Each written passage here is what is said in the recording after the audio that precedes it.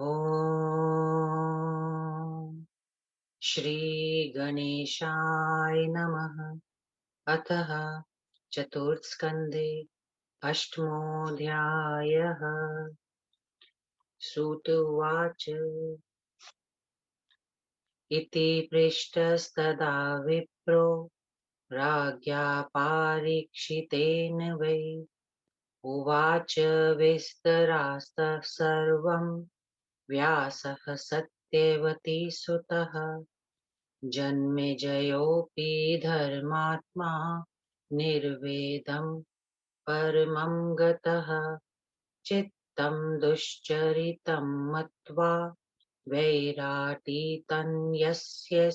वै तस्यैवोद्धरणार्थाय चकार सततं मनः विप्रावमानपापेन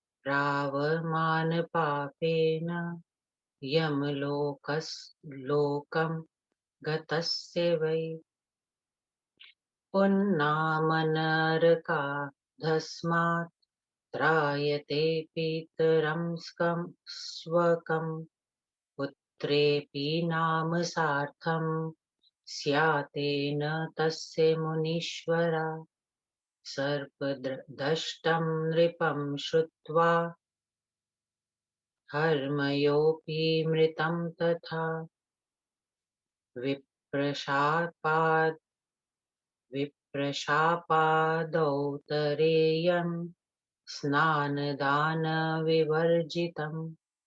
पितृगतिं न शम्यासो निर्वेदं गतवान् नृपः पारीक्षितो महाभाग सन्तप्तो भयविह्वल पप्रच्छाय मुनिं व्यासं गृहागतमनिन्दितः नरनारायणस्येमां कथां परमविस्तृतां व्यास उवाच स यदा निहतो रौद्रो हिरण्यकशिपुर्नृपः अभीक्ष्रिकस्तदा राज्ये प्रह्लादो नाम तत्सुतः तस्मिन् सति दैत्येन्द्रे देवब्राह्मणपूजके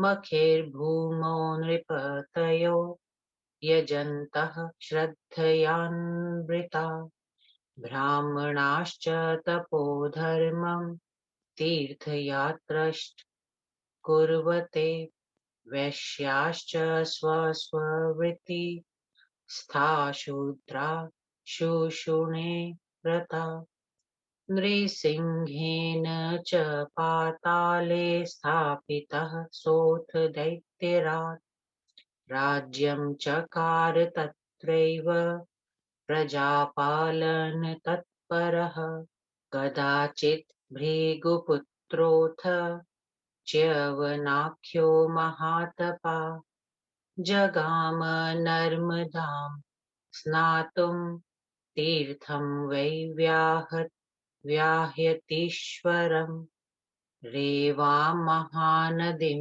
दृष्ट्वा ततस्तस्यामवातरत् उत्तरन्तं प्रजग्राह नागो विषभयङ्करः गृहीतो भयभीतस्तु पाताले मुनिसत्तमः सस्मार मनसा विष्णुं देवदेवं जनार्दनं संस्मृते पुण्डरीकाक्षे निर्विशो भून् महोरगः न प्राप च्यवनो दुःखं नीयमानो रसातलम् द्विजिहेन मुनिस्तप्तो निर्विणे नातिशङ्किता शङ्किना मां शपेत मुनिः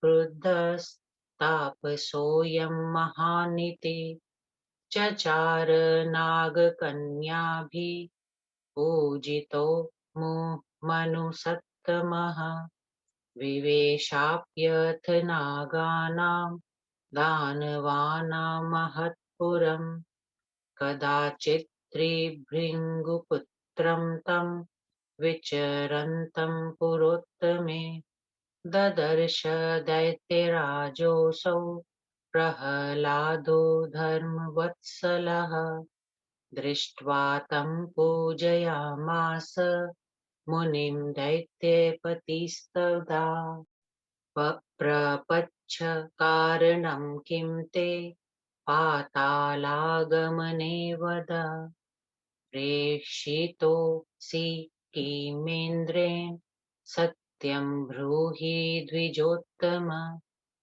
दैत्यविद्वेषयुक्तेन मम राज्यदिदृक्षया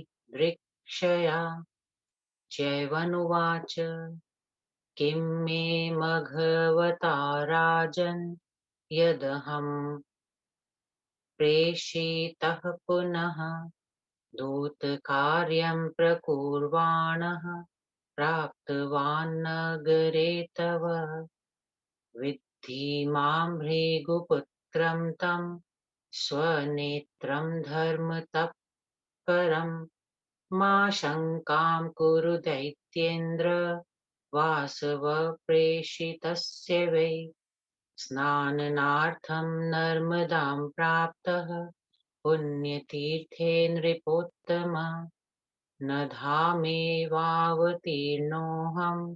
गृहीतश्च महाहिना जातोऽसौ निर्विशः सर्पो विष्णोः संस्मरादिव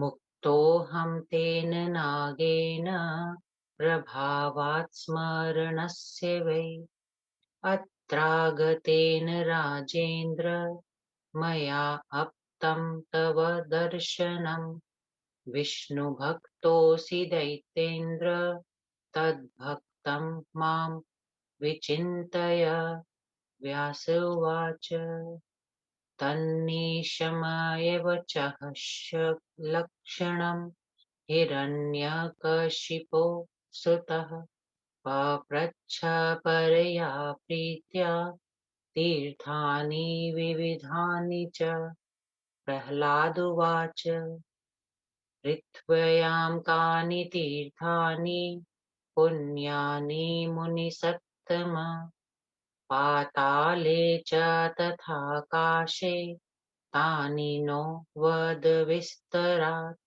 चैवनुवाच मनोवाकाय शुद्धानां राजन्स्तीर्थं पदे पदे तथा मलिनचित्तानां गङ्गापि कीकटाधिका प्रथमं चेन्मनः शुद्धं जातं पापविवर्जितम् तथा तीर्थानि सर्वाणि पापनानि भवन्ति वै गङ्गातीरे हि सर्वत्र वसन्ति नगराणि च व्रजाश्चैवाकराग्रामा सर्वे कीटास्तथा परे निषादानां निवासाश्च कैवर्तानां तथा परे हुन्भङ्गखसानां च म्लेच्छन्नानां दैत्यसत्तम पिबन्ति सर्वदा गाङ्गं जलं ब्रह्मोपमं सदा स्नानं कुर्वन्ति दैत्येन्द्र त्रिकालं स्वेच्छया जना तत्रैकोऽपि विशुद्धात्मा न भवत्येव मारिष किं फलं तर्हि तीर्थस्य विषयोपहतात्मसु कारणं मन एवात्र नान्यद्राजन्विचिन्तय मनः शुद्धि प्रकर्तव्या सततं शुद्धिमिच्छत तीर्थवासी महापापी भवेत् तत्रात्मवत् किञ्चनात् तत्रैवाचरितं पाप मानन्तया प्रकल्पते यथेन्द्रवारुणं पक्वं मिष्टं नैवोपजायते भावदुष्टस्तथा तीर्थे कोटिस्नातो न शुद्धयति प्रथमं मनसः शुद्धिः कर्तव्या शुभमिच्छता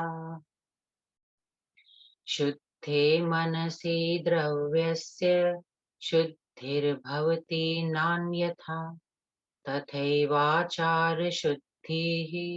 स्यात्तत्तीर्थं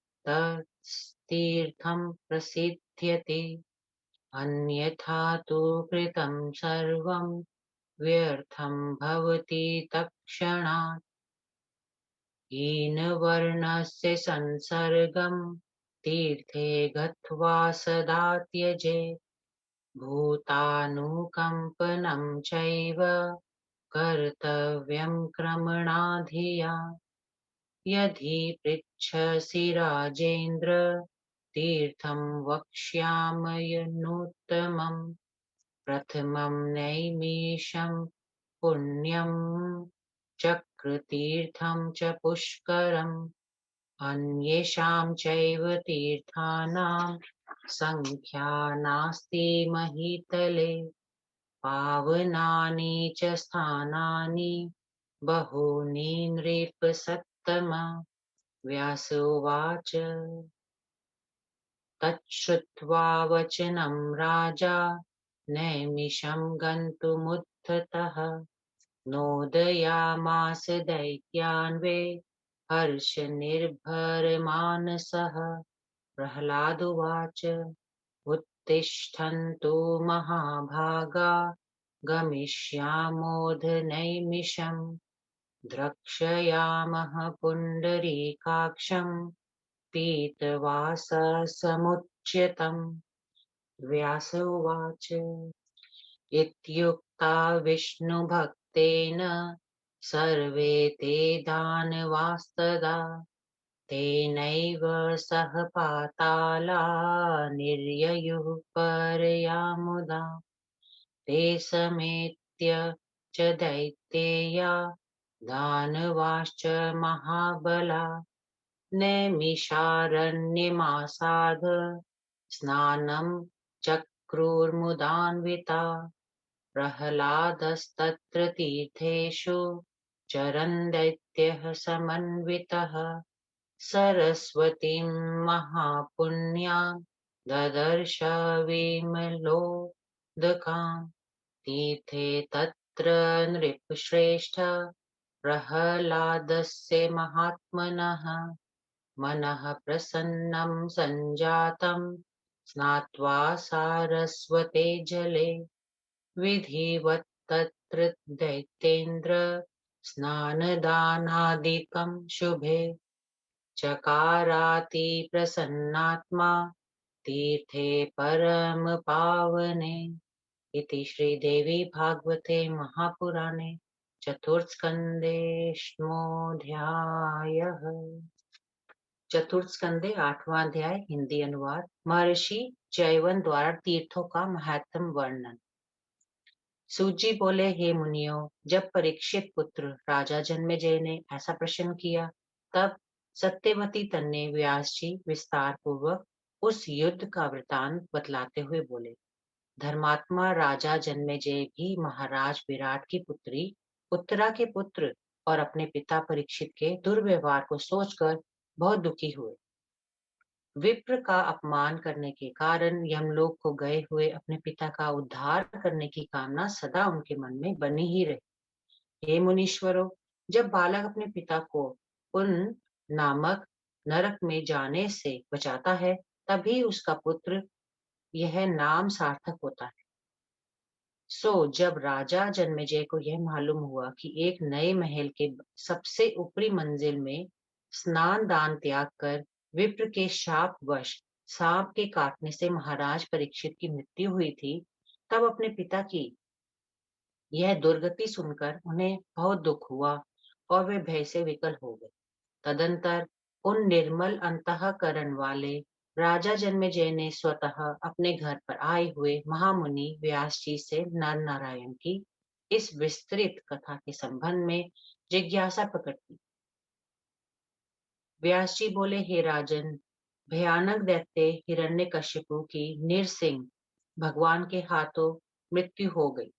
जब राज्य सिंहासन पर उसके पुत्र प्रहलाद का अभिषेक हुआ, देवताओं तथा ब्राह्मणों के पूजक दैत्यराज प्रहलाद के शासन काल में पृथ्वी मंडल के सभी राजे बड़ी श्रद्धा के साथ यज्ञ करने लगे। विप्रगण तपस्या, धर्म तथा तीर्थ यात्रा में संलग्न हो गए। वैश्यगण वाणिज्य व्यवसाय में लगे और शूद्र सेवा परायण में हो गए। नृसिंह भगवान ने दैत्यराज प्रहलाद को पाताल लोक का शासन कार्य सौंपा था। अतएव वे वहां ही भली भांति प्रजा पालन में तत्पर होकर राज्य करने लगे। एक बार महर्षि भृगु के पुत्र तपस्वी महातपस्वी चयन नर्मदा में स्नान करने के लिए व्यहयतीश्वर नामक तीर्थ को गए। महानदी नर्मदा के तट पर पहुंचकर वे जल में उतरने लगे। उसी समय एक बड़े भयंकर विषधर सर्प ने उन्हें पकड़ लिया। इस प्रकार पकड़ लिए जाने पर भयभीत मुनि चैवन को वह सर्प पाताल लोक में खींचकर ले गया। वहां पहुंच जाने पर उन्होंने मन ही मन देव विष्णु भगवान का स्मरण किया। पुंडरीकाक्ष विष्णु का स्मरण करने की ही वह सर्प विषहीन हो गया। इस प्रकार रसातल में जाने पर भी मुनिराज को कोई क्लेश नहीं हुआ। तदंतर अत्यंत दुखी और भयभीत उस सर्प ने यह सोचा, उन्हें छोड़कर कि महत तपस्वी मुनिराज चैवन कुपित होकर कहीं शाप न दे दे। अब वहां ही नाग कन्याओं द्वारा पूजित होते हुए मुनि श्रेष्ठ चैवन वहीं विचरने लगे। वे वहां से नागों तथा दानवों के महानगर तक नित्य आते जाते थे। एक दिन परम धर्म प्रेमी दैत्यराज प्रहलाद ने उन्हें अपनी राजधानी में विचरते देखा। देखते ही दैत्यपति ने महामुनि चैवन की पूजा की और कहा कि आप पाताल में अपने आने का कारण बतलाइए। हे द्विजोत्तम, दैत्यों से द्वेष कर रखने वाले इंद्र ने मेरे राज्य की टोह लेने के लिए तो आपको यहाँ नहीं भेजा है, सच सच कहिए। महर्षि चैवन बोले, हे राजन, इंद्र से मुझे क्या काम, मैं उनका दूत बनकर क्यों आपके नगर में आऊंगा। आप अपनी सूक्ष्म दृष्टि से देखिए, मैं धर्मपरायण महर्षि भृगु का पुत्र चैवन हूँ। हे दैत्येंद्र, आप मेरे प्रति यह शंका मत करिए कि मैं इंद्र का भेजा हुआ गुप्तचर हूँ। मैं नर्मदा के पवित्र तीर्थ में स्नान करने आया और नदी में उतरा ही था कि उसी समय एक बड़े भारी नाग ने मुझे पकड़ लिया।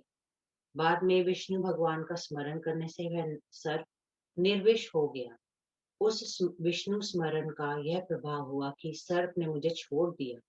हे राजेंद्र, यहाँ आने पर मुझे आपका दर्शन मिल गया।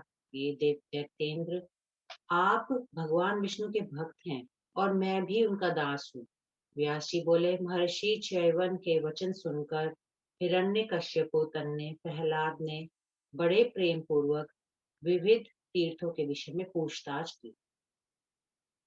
प्रहलाद जी बोले, हे मुनि सत्तम, पृथ्वी आकाश और पाताल में कौन कौन से पुनीत तीर्थ हैं, सो विस्तार के साथ बताइए। महर्षि चैवन बोले, हे राजन, जिन प्राणियों का मन वचन और कर्म शुद्ध रहता है उनके लिए पद पद पर तीर्थ हैं। जिन लोगों का मन मलिन है उनके लिए गंगा जी भी मगध प्रदेश में बहने वाली मामूली नदी से भी तुच्छ रहती है। अतएव सर्वप्रथम मन का शुद्ध तथा पाप रहित होना आवश्यक होता है। ऐसा होने पर सभी तीर्थ पावन हो जाते हैं। गंगा जी के तट पर अनेक नगर, गांव, गौ के बाड़े, बाजार, गांव तथा बहुतेरे कस्बे बसे हुए हैं। वहां ही धीवरों और मल्लहों के गांव भी हैं। हे दैत्य सत्तम, खून, वर्ण, खस तथा म्लेच्छ जाति के लोग भी वहीं रहते हैं।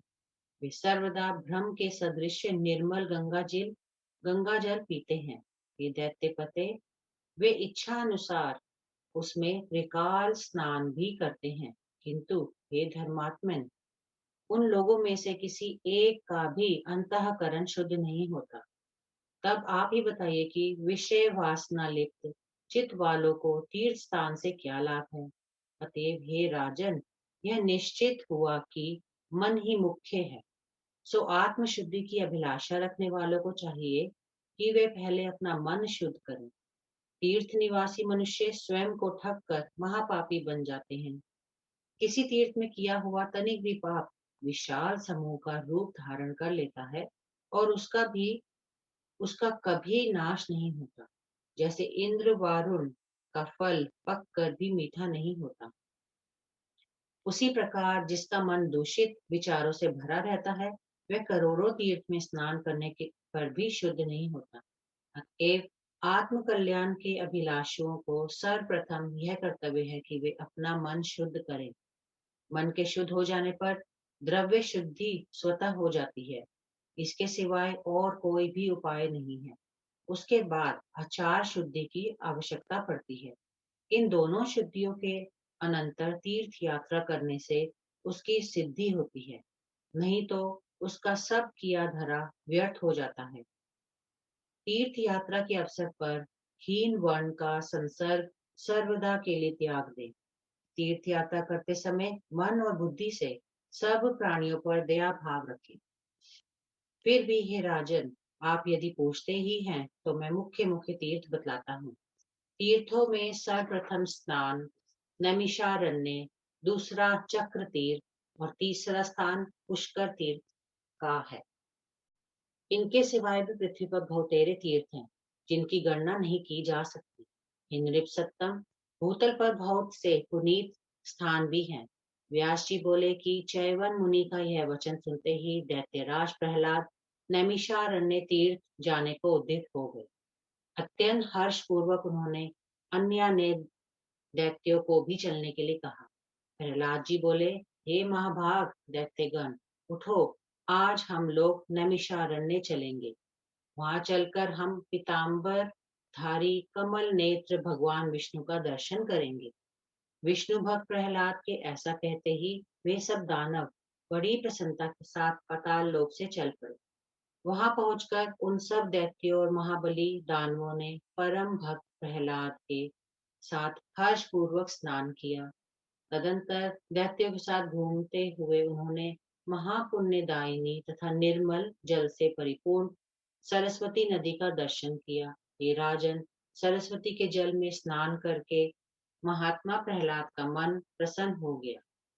उस शुभ तथा परम पावन तीर्थ में बड़े हर्ष के साथ दैत्यराज ने विधिवत स्नान दान किया।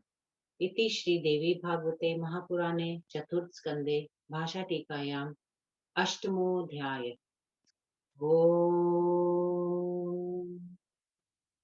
श्री दुर्गा देव्यै नमः।